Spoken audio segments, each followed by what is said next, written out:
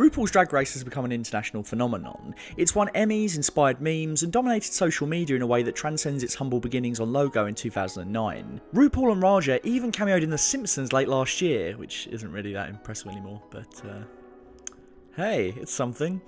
The show's success comes down to the fact that the show's producers have mastered reality TV story structure in unprecedented fashion. In its best seasons, Drag Race was able to offer us some of the most tightly edited, gripping reality TV ever produced, introducing us to a diverse cast of characters who all fill particular functions within the season's narrative. If you want an example of how well crafted Drag Race is, look no further than the show's 5th season, which in my opinion stands as one of the strongest runs in the show's history.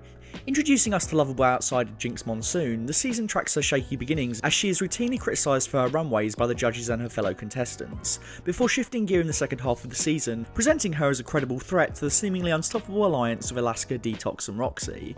When she wins, it is truly earned.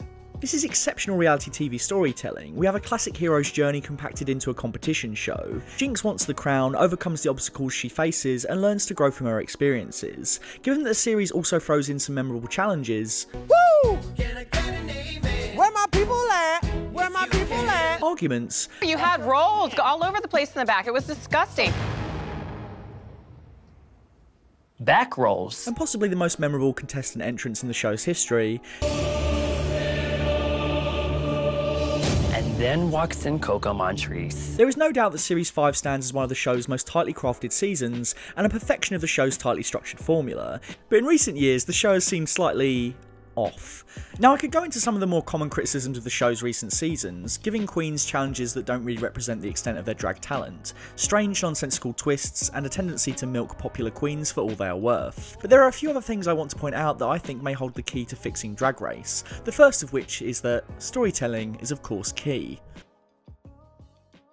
As I've already stated, Drag Race is great at giving us characters to root for, but since the show's 7th season, the show seems to have lost its ability to tell clear, well-engineered stories. Case in point, Violet Chachki's victory in Series 7. Whilst it's undeniable that Violet is extremely talented, her narrative arc across the show's 7th season is confused, to say the least. When she first enters the workroom, she is shown as cold, arrogant, and outright rude. Where are you from? I'm from Atlanta.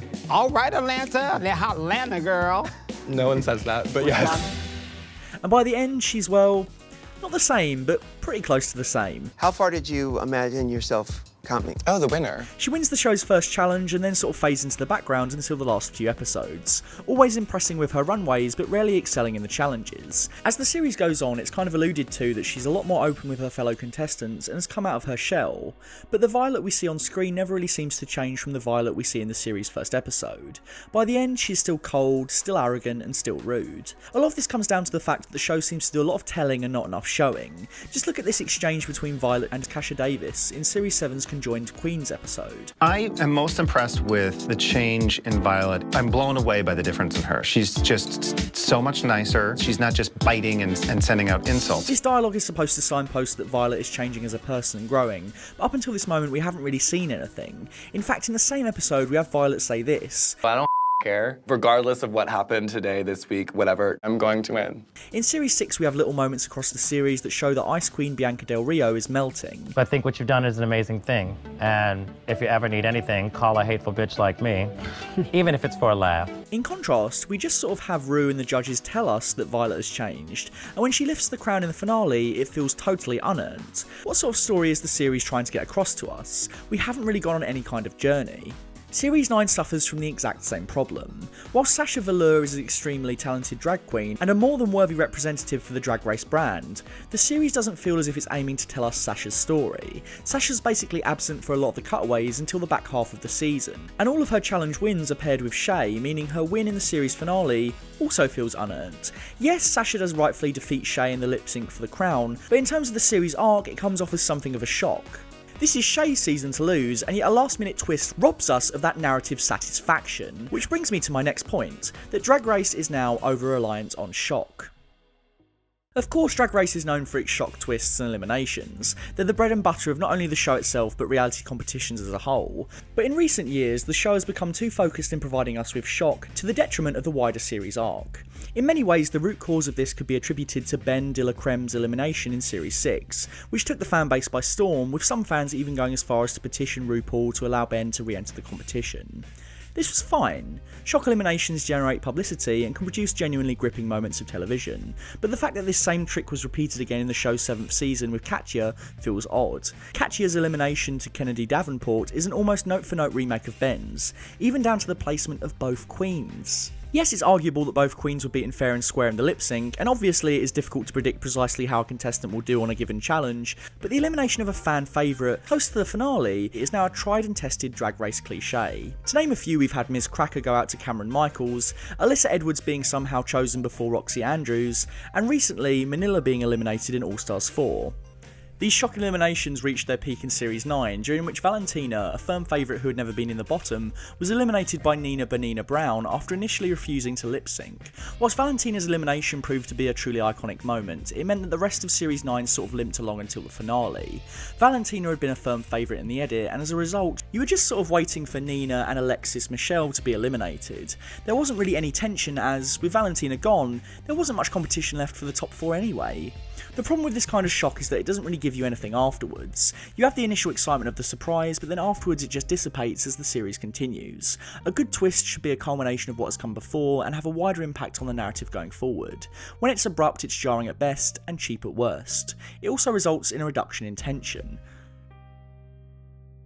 All Stars 2, easily one of the best seasons of the show ever, gave us some of the tensest workroom confrontations in the show's history, and there is no doubt that the workroom scene at the end of its 4th episode is its best.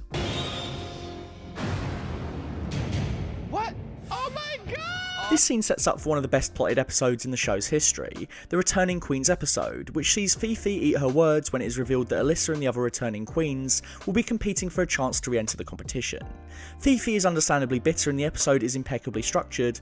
The whole time we see Alyssa and Fifi at odds with one another, and we know that it will be the case that only one of them will come out on top, leaving us on knife edge as to who will triumph. And yet brewing in the background is a similar resentment from Tatiana, meaning that despite what the episode has been building to, Fifi's fate was always sealed. This is a good twist because it not only comes out of nowhere, but doesn't undercut what we've seen before. It pays off what we need to see to complete the story in an unexpected way. The eliminations load the gun that goes bang in the final act. The double elimination in All Stars 2 is a genuine payoff of all that we've seen before. We've had Fifi set up as an outright villain in the first act of the episode, only to see her good fortune reverse entirely, as she is replaced by not only Alyssa, but Tatiana. That is good storytelling. In contrast, All Stars 3's double elimination just feels a bit flat. Chi Chi has been in the bottom across this season consistently, and there's nothing to suggest in the deliberation that either Ben de la Creme or Shangela are even contemplating picking someone else. The tie is pointless, it tells us nothing about the contestants, sets up no new stakes, nor does it push the series forward. Likewise, its Returning Queens episode doesn't have the same conflict as its predecessor. Instead, we're treated to a somewhat cumbersome opening where the queens just sort of all air their dirty laundry.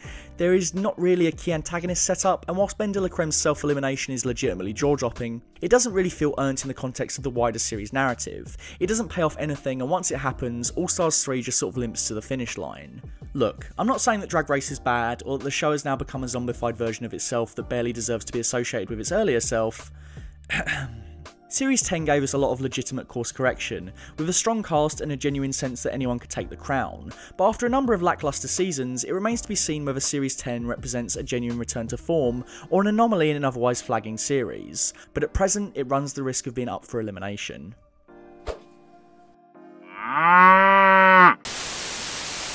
So, we didn't think we'd be doing this, but someone has actually donated $100, which is incredible. Yeah. Thank you very much, Dr. Chike.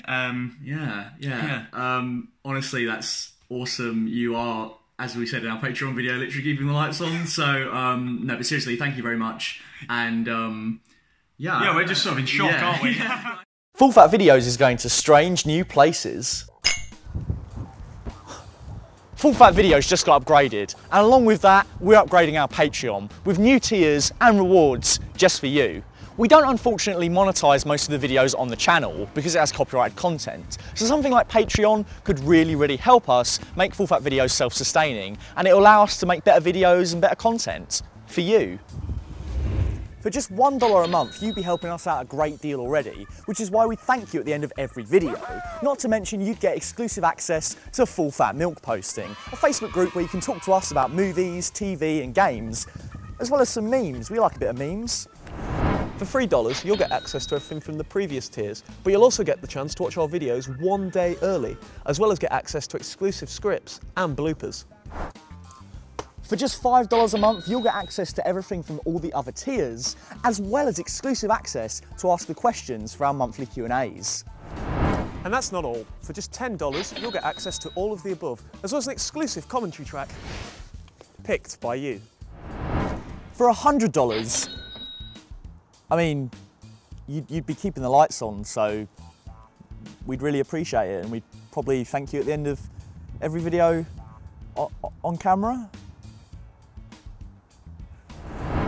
You'd be really helping us in any way, shape or form if you could consider contributing to our Patreon.